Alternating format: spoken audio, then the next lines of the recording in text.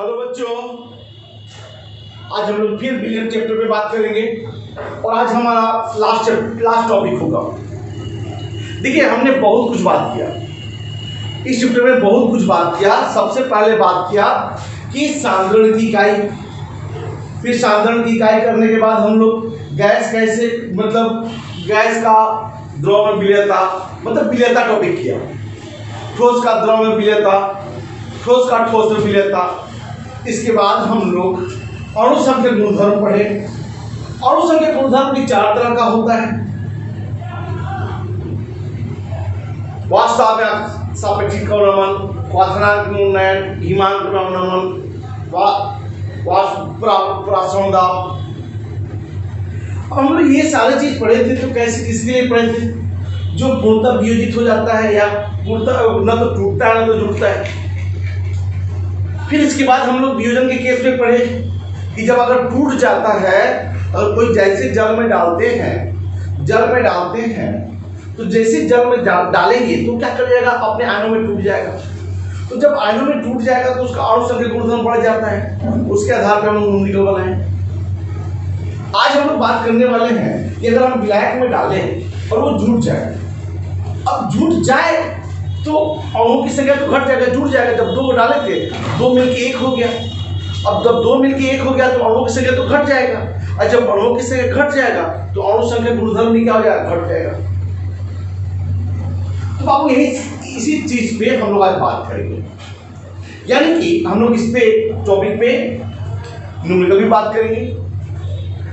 हम लोग क्या करेंगे, संगुणन की मात्रा, संगुणन की मात्रा की गणना करेंगे।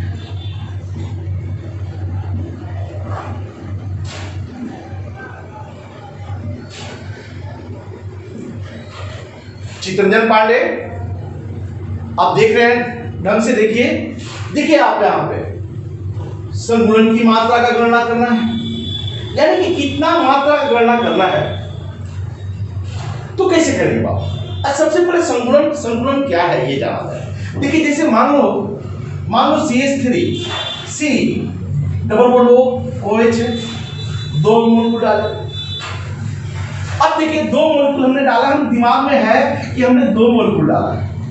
लेकिन अब सुनिए बाबू, अब इसको कहाँ डालना है? अगर हम जल में डालेंगे तो दिमाग में बैठाओ कि अम्ल है, जल में डालेंगे तो टूट जाएगा। लेकिन अगर जल में नहीं डाल करके बेंजीन में डालेंगे, बेंजीन में डालेंगे, विल्स गुप्ता समझ रहे हैं ना? देखिए यहाँ पे ये अगर हम ये बेंजोइक एसिड को, अगर कोई एसिड है, एसिडिक एसिड है, उसको हम बेंजीन में डालें, या बेंजोइक एसिड को बेंजीन में डालें, कुछ भी एसिड को डालें, एसिडिक एसिड को बेंजीन में डालें। आपको यहाँ पे दो अणु अलग अलग है, ये दोनों अलग अलग है, दो अणु है। ये जैसे ही बेंजीन में डालेंगे बाबू, ये दोनों अणु क्या हो जाएगा, ऐसे HOC डबल बॉन्ड CH3। अब ये क्या हो जाएगा कि जैसे ही हम डालेंगे तो ये दोनों अलग अलग था, लेकिन जैसे ये दोनों अलग अलग था, लेकिन जैसे ही डालेंगे तो बाबू दोनों के बीच में हाइड्रोजन बंधन बन जाता है, यानी दोनों जुड़ करके एक हो गया। पहले दो जिस्म था, जैसे ही बेंजीन में डाले दो जिस्म तो था, लेकिन एक जान हो गया। बस समझ में आया बात को? यानी अब दो नहीं है, अब एक हो है। यानी हमने तो डाला था दिमाग में दो, लेकिन हो गया कितना, एक। इसी को बोलेंगे संगुणन। यानी कि ये क्या बन गया, द्विलक बन गया। क्या बन गया ये? अच्छा, ये किसके द्वारा जुड़ा बाबू? H बंधन के द्वारा, हाइड्रोजन बंधन के द्वारा जुड़ा, H बॉन्डिंग के द्वारा जुड़ा।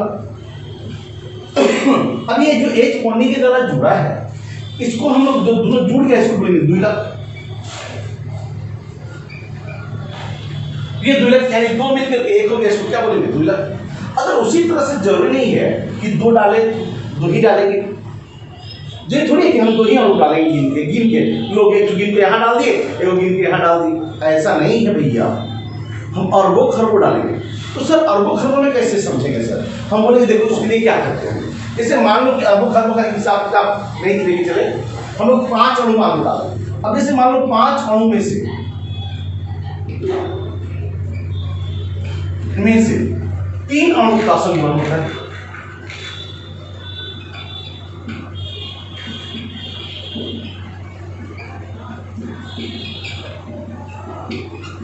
तो बताइए एक अणु में से कितने का संगुणन होगा? 3/5 यानी बराबर 0.6। अरे इसी को तो बोलेंगे बाबू संगुणन की मात्रा। इसको हम अल्फा से सूचित करेंगे। कहने का मतलब कि कितना अणु में कितना अणु जुट रहा है इससे मतलब नहीं है। संगुणन की मात्रा जो हम हेडिंग दिए हैं बाबू, कितना अणु में कितना अणु जुट रहा है इससे मतलब नहीं है। हमको मतलब कितना है कि एक अणु में कितना जुटेगा, यानी कि 5 में 3 जुड़ा तो 1 में 0.6 जुड़ेगा। यानी संगुणन की मात्रा 1 भी हो सकता है या 1 से कम होगा, 1 से ज्यादा नहीं हो सकता है। सर 1 कब होगा? जब पांचों का पांचों अणु जुड़ जाए, यानी पूर्णतः संगुणित हो जाए, यानी जितना अणु लिए थे उतना का उतना सारा जुड़ जाए। तो 5 में 5 जुड़े तो 5/5 बराबर 1। लेकिन दिमाग में बैठाइए संगुणन की मात्रा या तो 1 होगा या 1 से क्या होगा, कम होगा। समझ में आया बाबू? 5 में 5 ही जुड़ सकता है, अब इससे ज्यादा थोड़ी हो सकता है। 5 को लिए हैं, अच्छा वो किसे जुड़ जाएगा, यानी कि अल्फा का मान हमेशा 1 से कम होगा। तो सर अल्फा का मान कैसे, संगुणन की मात्रा कैसे करेंगे? तो इसको याद कर लें, संगुणन की मात्रा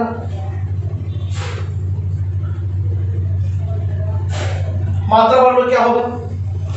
संगुणित मोलों की संख्या।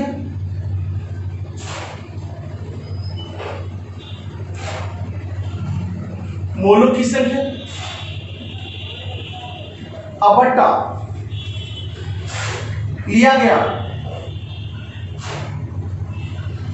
कुल मोल, यानी जितना मोल हमने लिया है उस मोल से जितना संगुणित हो उसको भाग देंगे तो संगुणन की मात्रा अल्फा निकल जाएगा। दिमाग बैठा लो कि जितना मोल संगुणित हुआ है उसमें हमको लिया गया मोल से, कुल मोल से हम डिवाइड कर देंगे, भागा दे देंगे तो संगुणन की मात्रा निकलेगा। दिमाग बैठाना है कि एक अणु में जितना संगुणित होता है उसे संगुणन की मात्रा बोलते हैं। तो आप इसे नोट कर लो, ये है एसिटिक अम्ल,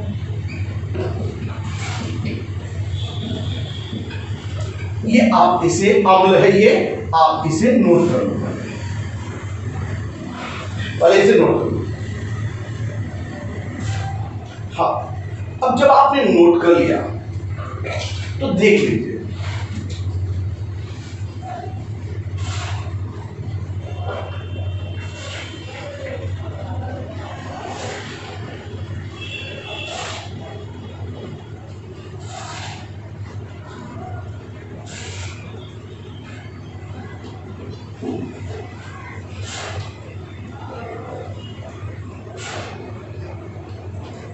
अब देखिए यहां पे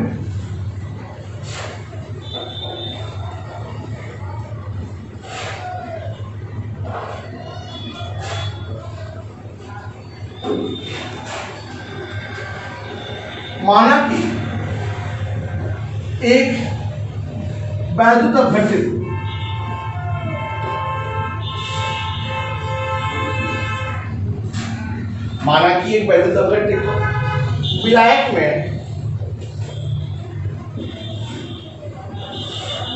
विलायक में घोला जाता है।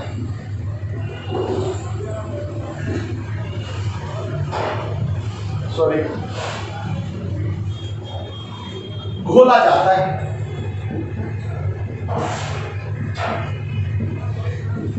जो निम्न रूप से संगुणित होता है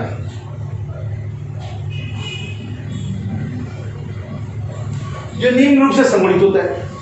एक ब्लैक है, एक वैद्युत है जिसको ब्लैक को बोल दिए। अब जैसे घोलेगा तो जुड़ेगा रे बाबू। अब जुड़ेगा तो कैसे जुड़ेगा, अब ये भी एक तरह से देख लिया जाए। जैसे मान लो ए है, एन उसका एन अणु है, जो हम यहाँ पे 2 लिख रहे थे भैया उसको हम एन कर दिए। अब ये आपस में जुड़ गया और ये जुड़ गया तो कैसे हुआ, ए एन हो गया। ठीक है ना। अच्छा एक चीज और, हम मान लो कि विलायक वायु का 1 मोल से प्रारंभ करें। माना कि तथा माना कैसे कर ले, माना कि विलायक का 1 मोल से प्रारंभ किया जाता है।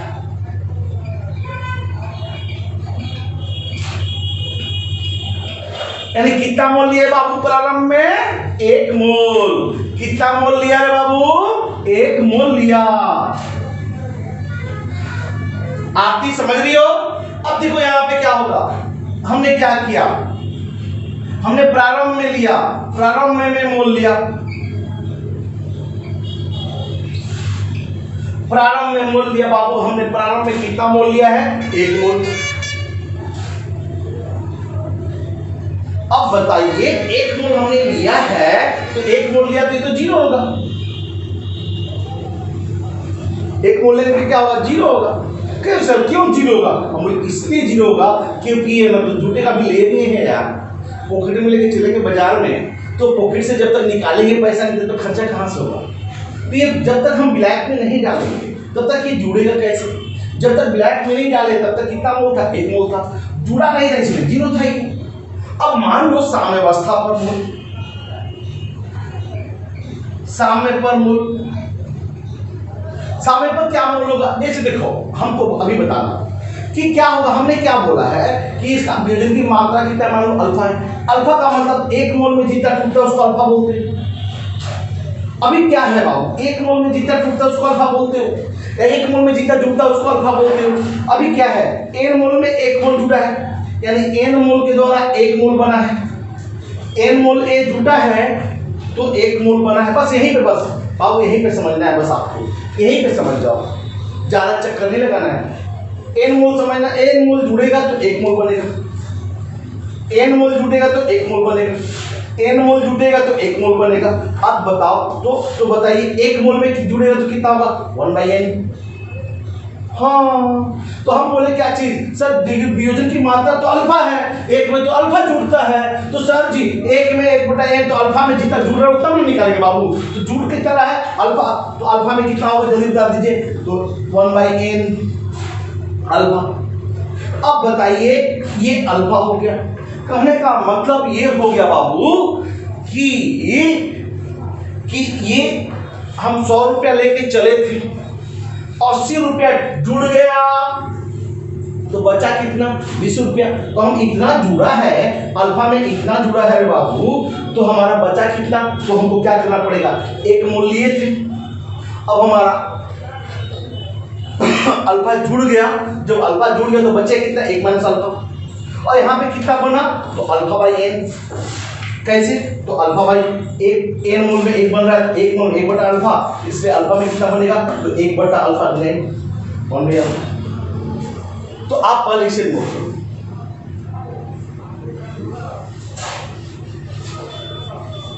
फिर से समझो। यहाँ पे हमने क्या किया, यहाँ पे बाबू सामने पर क्या हुआ? ये वियोजन की मात्रा के अनुसार करते हैं, इसका वियोजन की मात्रा अल्फा है। तो अल्फा का मतलब 1 मोल में जितना जुड़ता है उसको अल्फा बोलते हो। तो 1 मोल में अल्फा जुड़ गया तो बचे कितना? 1 माइनस अल्फा। 1 लिए थे, 1 रुपये लिए थे, 80 पैसे जुड़ गया तो 1 माइनस 80 पैसा, तो अल्फा जुड़ गया। अब अल्फा जब जुड़ा तो ये कितना बनेगा? क्योंकि 1 मोल में n मोल है तो 1 मोल बन रहा है, इसलिए 1 में 1/n, तो अल्फा जुड़ेगा तो कितना होगा? Alpha by n। अब सुनिए फिर से, अब इसको मिटा देते हैं। अब देखिए यहाँ पर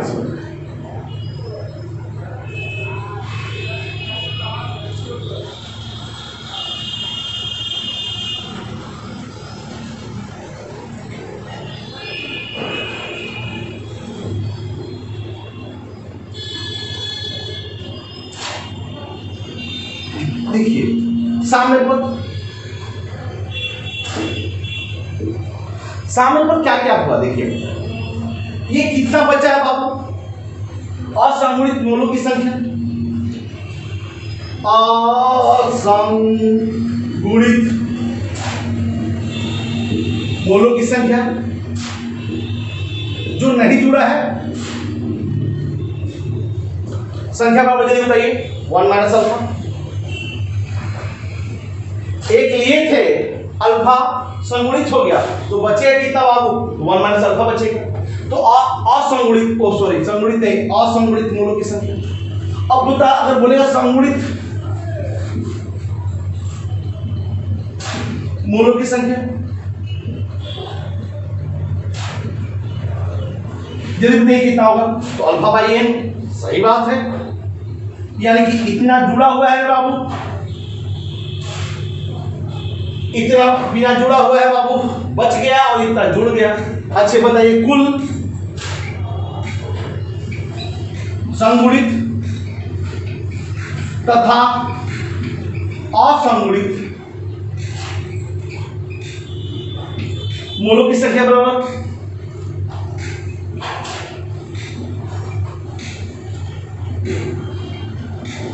कितना जुड़ा है बाबू और कितना संगुणित हुआ है, कितना असंगुणित है, तो असंगुणित है 1 माइनस अल्फा, असंगुणित है अल्फा बाई एन। ये तो समझ में आ गया बाबू, नोट कर सकते हो। अब देखिए यहां पे क्या है, नोट कर लीजिए। अब देखिए यहां पे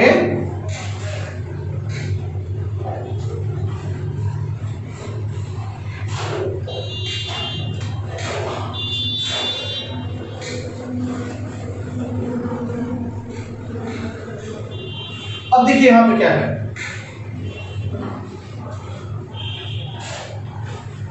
अगर बोलेगा 1 ड्रॉप गुणांक क्या है तो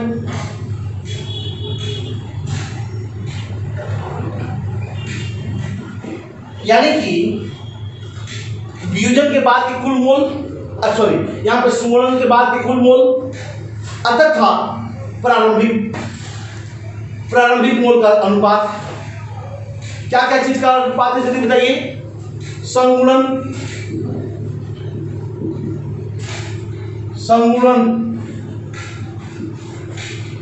के बाद का कुल मोल बटा संगुणन के पहले का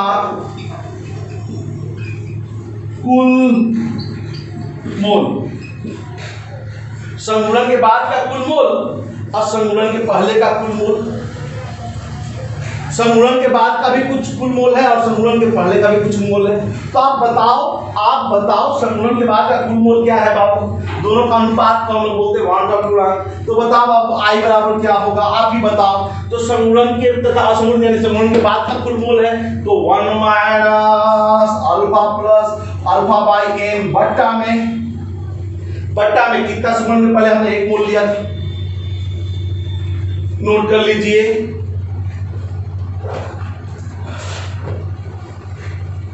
जब आपने नोट कर लिया तो देखिए क्या होगा,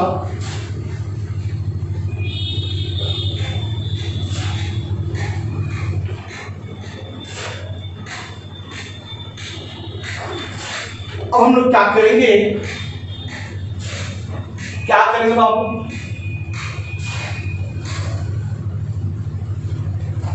इसको इस बार ले जाए तो आई बराबर 1 minus alpha plus alpha by N.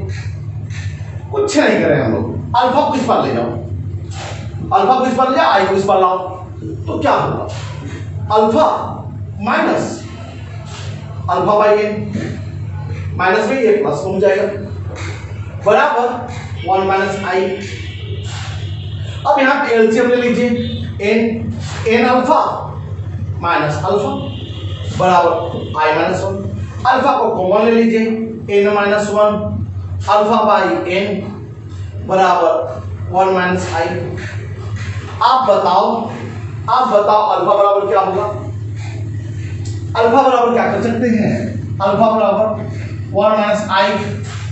Yes, अब बताइए एन इधर जाएगा तो ऊपर में एन हो गया, अब बट्टा में क्या हो जाएगा एन माइनस 1।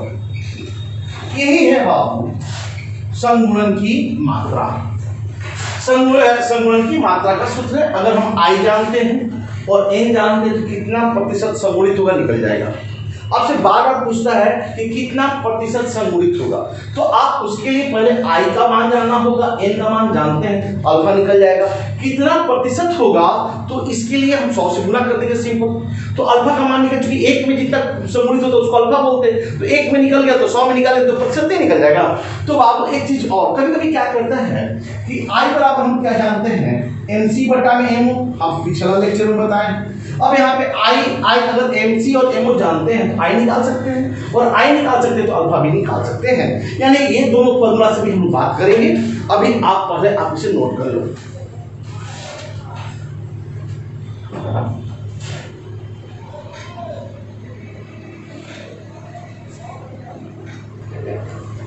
तो ये क्वेश्चन को अब देखा जाए, बहुत ही सिंपल क्वेश्चन है, और ये बाबू 2017 में ये जेईई मेन से पूछा हुआ है, यानी कि आईआईटी के ये मेंस जो होता है उसमें ये क्वेश्चन पूछा हुआ है कि देखिए इसमें कुछ करना नहीं है, कुछ नहीं करना। देखिए एसिडिक अम्ल दिया हुआ है, ये मिला है, 20 ग्राम बेंजीन में घोलने की बात कर रहे हैं, सही है। में डालते हैं तो हिमांक में कमी इतना होता है, हिमांक में इतना कमी हो जाता है, हिमांक में इतना डिग्री सी की कमी हो जाता है। अब बताओ यदि बेंजीन में एसिडिक अम्ल समूहित होकर बुइलर का निर्माण करता है तो बेंजीन में कितना प्रतिशत समूहित होता है, यही तो क्वेश्चन पूछ रहा है, यानी कितना प्रतिशत जुट रहा है। देखो यानी कि यहां पे क्या क्या कर रहा है थोड़ा सा समझा जाए। देखिए यहां पे एसिटिक अम्ल का द्रव्यमान दे रहा है, एसिटिक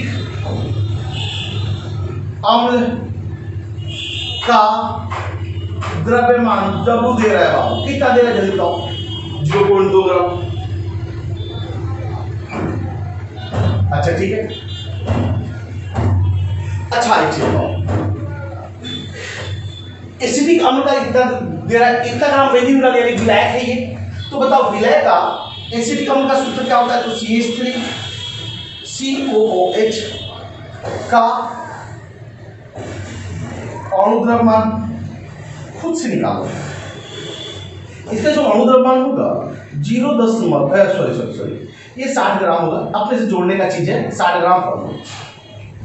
कैसे सर 60 ग्राम पर मोल, 2 कार्बन है तो 12 2 24 हो गया, 4 हाइड्रोजन 24 और 4 28 हो गया, 28 हो गया, और 16 दूनी 32, 28 और 32 60। अच्छा फिर इसके बाद दो, ये यहाँ पे बेंजीन विलायक का द्रव्यमान दे रहा है, इसको हम एम से सूचित कर लेंगे, विलायक का द्रव्यमान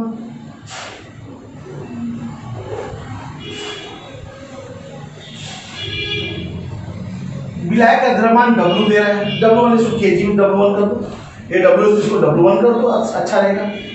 तो ये बराबर 20 ग्राम है। अच्छा 20 ग्राम तो नहीं चाहिए, हमको केजी में चाहिए, हमको क्या चाहिए, केजी में चाहिए।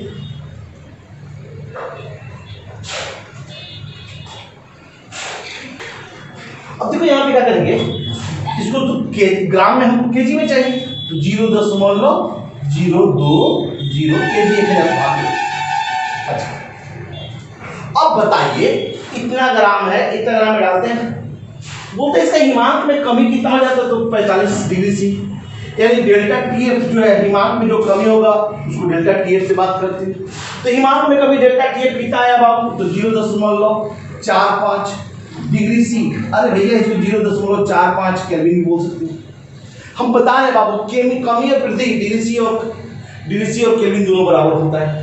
अब आप बताओ, थोड़ा सा यहाँ पे ध्यान रखने वाली बात है कि जो बेंजीन होगा बाबू विलायक होगा, उसके लिए KF का भी मान दिया हुआ क्वेश्चन में, हम लिखना भूल गए हैं। KF का मान 5.12 केल्विन केजी प्रति मोल। अब बताइए KF का भी मान हम जानेंगे, ये क्वेश्चन में दिया हुआ होगा KF का मान।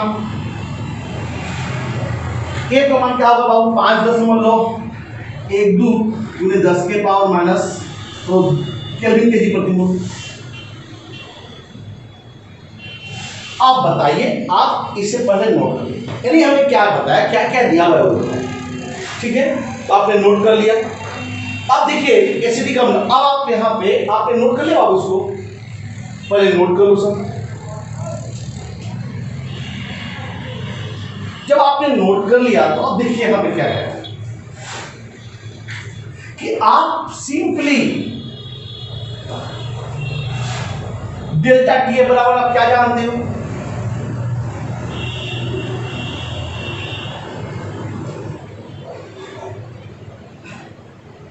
डेल्टा टी बराबर क्या जानते हो, केएफ ऑलरेडी दिया हुआ है, डेल्टा टी भी दिया हुआ है, ठीक है। अब यहां पे W बाई M गुने W1 केजी। सर यहां पे सब कुछ तो देवे किया है, डेल्टा टीएफ तो देवे किया है, केएफ तो देवे किया है, ये W देवे किया है, W देवे किया है, ये W की केजी में करिए देंगे, ये अनुमान करिए। सर इसमें निकालना क्या है, हम बोले बाबू रे यहाँ पे संगुणन कितना, संगुणन का कितना परसेंट होगा ये निकालना है। तो चूंकि संगुणित कर रहा है बाबू तो ये सूत्र नहीं लगा सकते। सर क्यों, बाबू संगुणन में क्या करते हैं, यहाँ पे हमको आई लगाना पड़ेगा, वन का गुणांक लगाना पड़ेगा, बताया है बाबू। यानी कि जैसे ही संगुणित हो जाएगा तो अणु संख्या गुणधर्म क्या है, कणों की संख्या में कमी हो जाएगा। तो जब कणों की संख्या में कमी हो जाएगा तो हिमांक में भी कमी हो जाएगा। तो उस हिमांक को बराबर करने के लिए, दोनों को बराबर करने के लिए हमको एक भौतिक गुणांक आई देना पड़ेगा। अब सर दिया तो भौतिक गुणांक तो नहीं दिया हुआ है, हम बोले बाबू रे हमको क्या करना पड़ेगा, भौतिक गुणांक की गणना करना पड़ेगा। और अभी हम 2 मिनट पहले बताया कि जब भौतिक गुणांक निकाल लेंगे तो वियोजन की मात्रा भी निकाल सकते हैं। यानी कि आपको पहले भौतिक गुणांक निकालना पड़ेगा, यानी पद एक में भौतिक गुणांक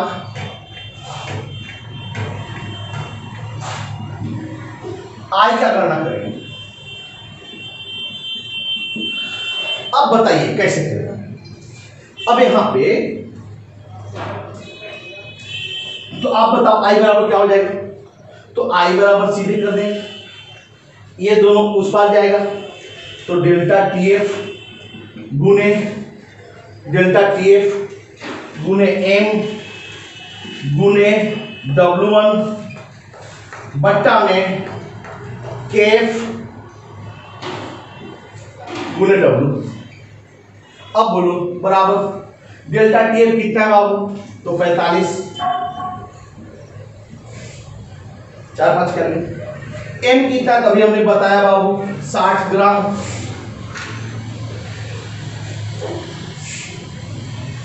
60 ग्राम प्रति मोल। अच्छा सर जी अब भी क्या किया जाए, W1 दिया है गुने 0.2 केजी। अच्छा सर के का भी मान तो दिया है 5.1 केल्विन केजी और ऊपर में कितने जाएगा मोल, केल्विन केजी प्रति मोल। अच्छा सर जी W1 W तो दिया हुआ है, हम बोले 0.2 केजी 2 ग्राम। अब बोलो क्या होगा, तो हम क्या करेंगे बाबू, ग्राम से सन्नाटा में गया, ठीक है, ये केजी से केजी सन्नाटा में गया, मोल से मोल सन्नाटा में गया, के से के गया सन्नाटा में। पहले आप इसे नोट कर लो,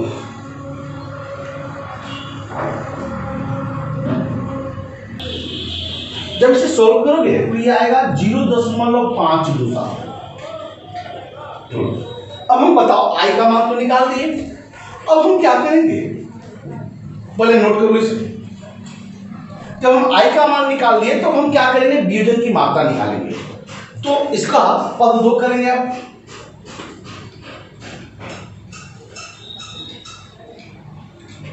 पद 2 सॉरी वियोजन बोल रहे हैं, संगुणन की मात्रा।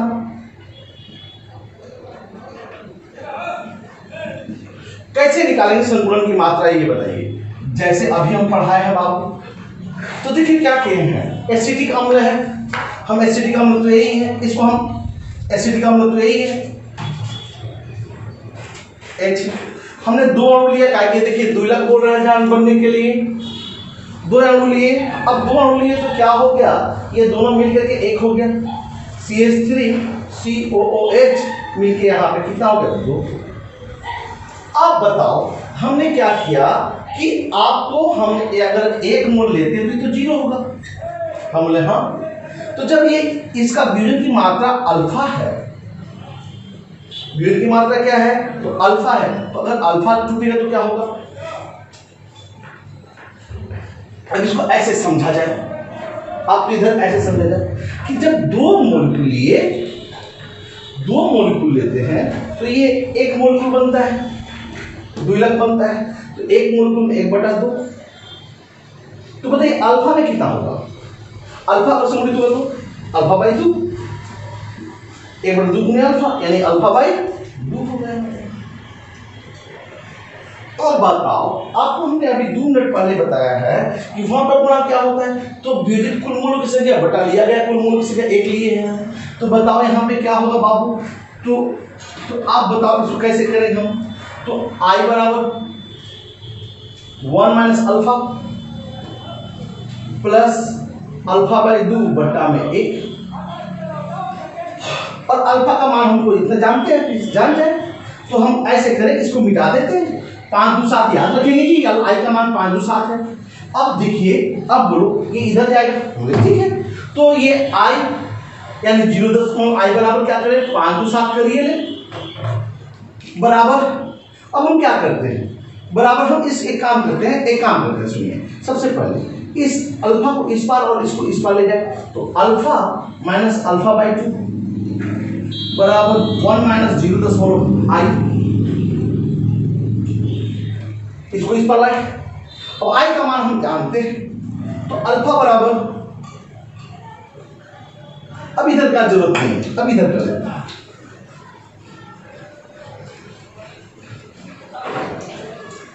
अब बोलिए ये अल्फा एलसीएम हो जाएगा,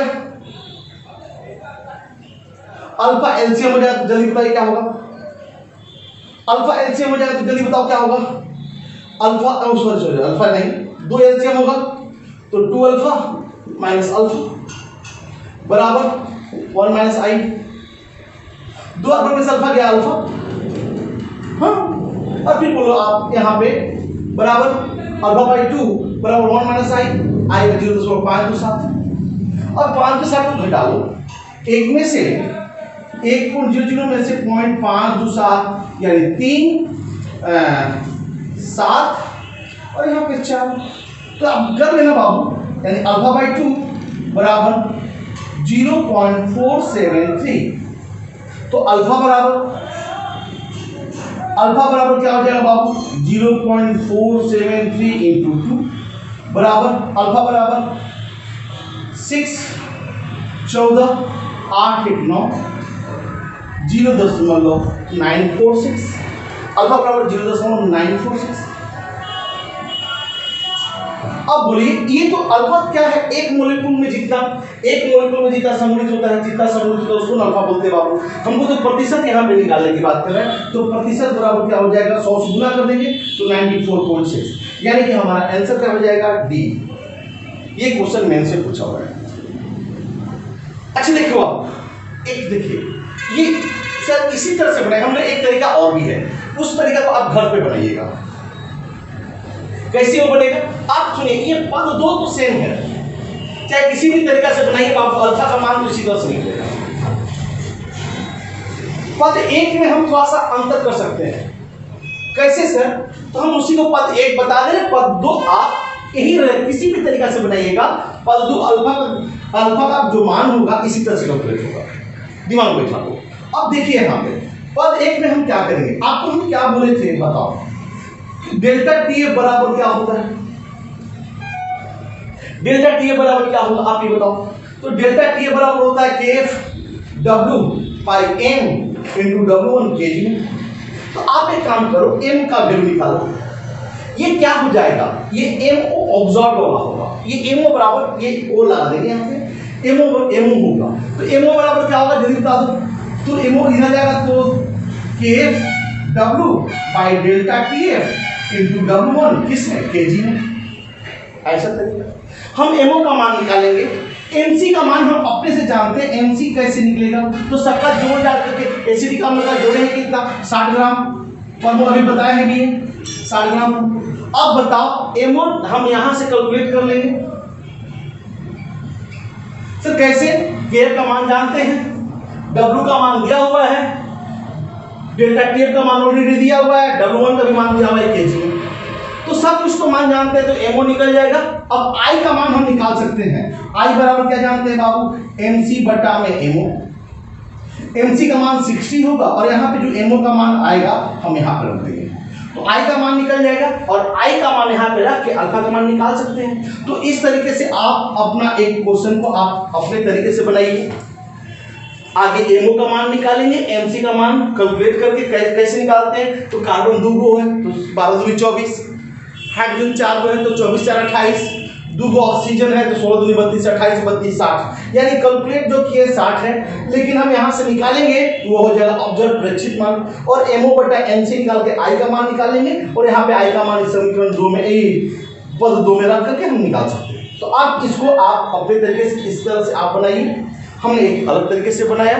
आई का मान यहाँ पे चूंकि सब कुछ दिया हुआ था तो आई का मान यहाँ पे रख कर बनाया, यहाँ पे रख के भी बना सकते हैं, या आई का मान निकालने के लिए हम क्या करेंगे, एमसी बटा में एमओ भी कर सकते हैं। तो बाबू हम लोग क्या करें, इस चैप्टर का एक एक पॉइंट हमने डिस्कस किया है, एक एक पॉइंट पे हमने न्यूमेरिकल भी बनाने की कोशिश किया है, कुछ न्यूमेरिकल आपको घर पे भी बनाने के लिए दिया है। तो हम समझते हैं कि ये चैप्टर आपको समझ में आएगा। बाई द वे कुछ बोल रहे हैं बच्चा लोग कि नहीं समझ में आ रहा है, तो आप नहीं समझ में आ रहा है तो आप एकदम डायरेक्ट किसी वीडियो को देखिए तो नहीं समझ में आएगा, क्योंकि हर वीडियो का एक सिस्टम बना हुआ है, एकदम सीरीज बना हुआ है, और उस सीरीज के अनुसार देखिएगा, शुरू से आप देखिए, हर वीडियो समझ में आएगा। नहीं, आप वीडियो देखिए बाबू, और शुरू से सारा वीडियो देखिए, एक एक वीडियो करके देखिए। हर वीडियो में मेरा लेक्चर संख्या दिया हुआ है 1 2 3 4 5 6 7 8 9 10, इसी तरह से करके ये 38वां लेक्चर है। 38 लेक्चर में हमने ये चैप्टर खत्म किया है। बहुत बड़ा चैप्टर है, न्यूमेरिकल भी था, इसीलिए एक एक चैप्टर पे 2-3 दिन हमने न्यूमेरिकल भी बनाया है। तो हम समझते हैं कि आपको समझ में आएगा। बहुत बच्चे लोग बोल रहे हैं नाइस सर, नहीं तो धन्यवाद। हम लोग अगला बार एक विदाउट न्यूमेरिकल का चैप्टर शुरू करेंगे, और वो होगा तत्वों का निष्कर्षण, चैप्टर 6। हम लोग यानी कि अगली बार यानी कल मिलते हैं, चैप्टर 6 के साथ मिलते हैं। धन्यवाद।